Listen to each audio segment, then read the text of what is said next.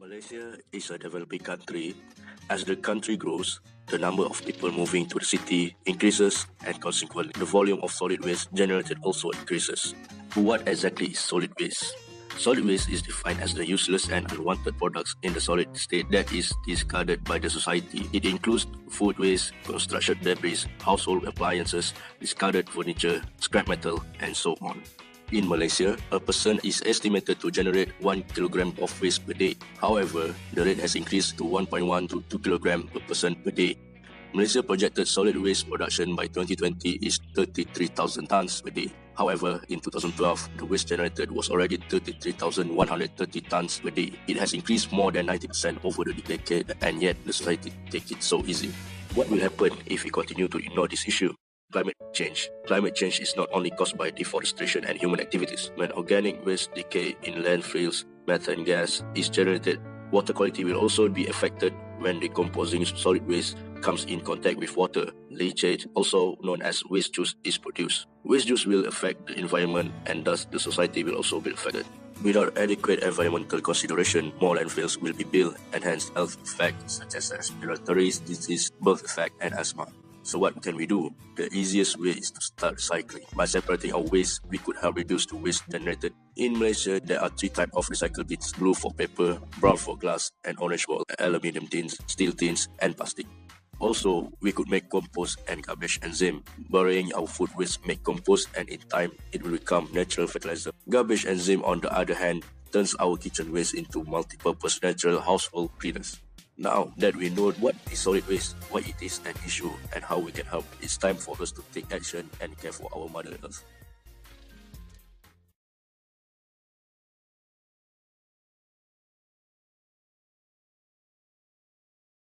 Do you know that the religious community play a big role in managing solid waste management, especially in Malaysia?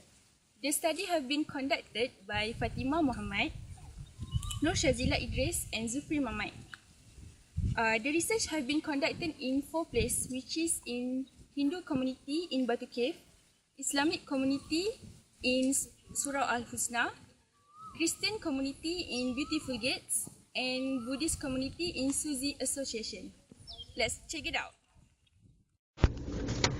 While Islamic community had made the recycling program to be as the permanent activities for the religious leaders and their community. For example, Surau Al-Husna has increased the amount of collection by expanding the recycling operations to a nearby all-purpose community and diversifying its recycling community. In Islamic community, they encourage of all people to take part in recycling activities and recycle all of the things that can be recycled to avoid any wastage happen, because in Islamic approach, hygiene and cleanliness is part of the faith. Thus, Islam instilled in their followers to avoid wastage to happen by doing the recycling activities. In Christian community, the recycling program has been managed by adding more recycle bins and recycling points in area of Selangor. And for the Buddhist community, emphasize the 8 missions for their community, which are for charity, education, culture, international relief, bone marrow donation, medicine, community volunteerism, and environmental protection, has involved with the recycling practice by have more than 600 recycling points throughout the country, where the community have been received the award of honor for supporting the National Conservation Program.